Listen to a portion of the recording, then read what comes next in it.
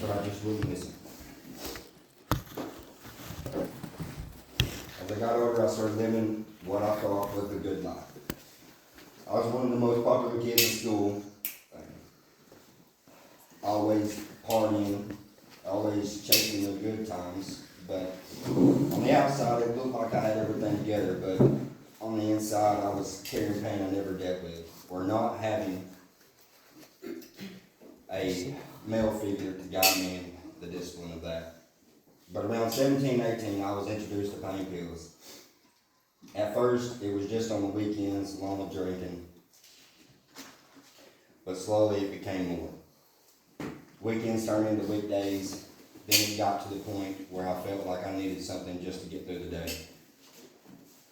By the time I was 19, I had to have a pain pill every morning before school to function. And at the time, I thought I was surrounded by friends. But I learned the hard way that everyone around you is not really for you. That's right. Some people I trusted went behind my back, told the principal I was, later figured out years down the road that I was using, and at the time with my guilt and I thought that I just knew, but with that being said, one morning and only 2 months left in my senior year, I was called to the drug test. And being 19, I refused, knowing I had the right, but instead the police was called and I was arrested at school. I'll never forget walking out in handcuffs with everyone watching. That moment stuck with me.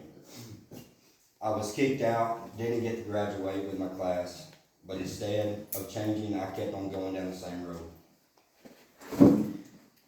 The addiction got worse. By the time I was 21, I had been in and out of jail, and I faced another devastating loss. I lost my mom. One of my best friends at that point. I really felt like life was definitely over. Even then, my grandmother continued to stand by me, try to give me the world, while being ungrateful and taking everything for granted. But I was too deep in my pain, trying to numb everything instead of facing it. And from 21 to 25, my life was a cycle of jail, addiction, and bad decisions. It felt like I was stuck, like there was no way out. But what I didn't realize at the time was that even through all of that, God was still working on me. Amen, buddy.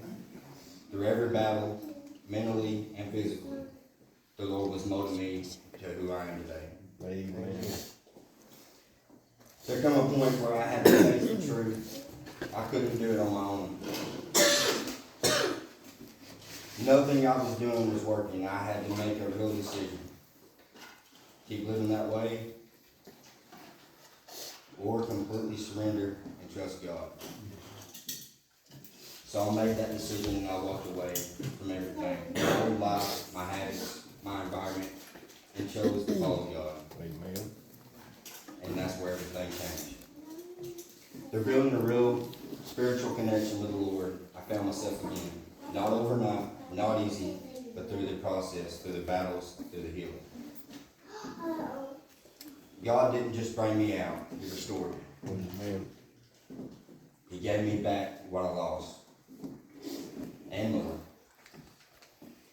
He restored relationships, gave me purpose, and showed me who I was meant to be. Yes, bless you. Today I want to say that I've done more with my life in 1 year than I have in 7. I know without a doubt that none of it would have been possible without the Lord Jesus Christ.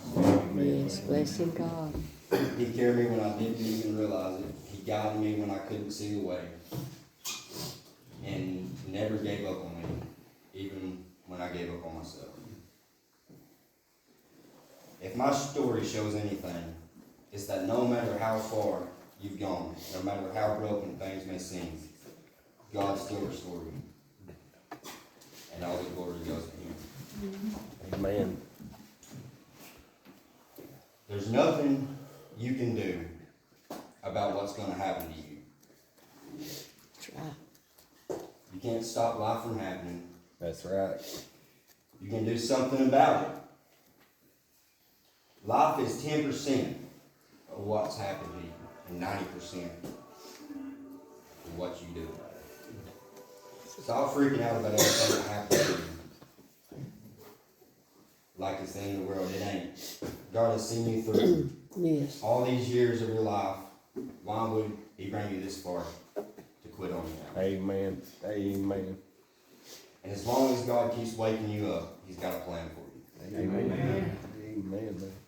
Yes, bless you, Jesus. That's all I got. Amen.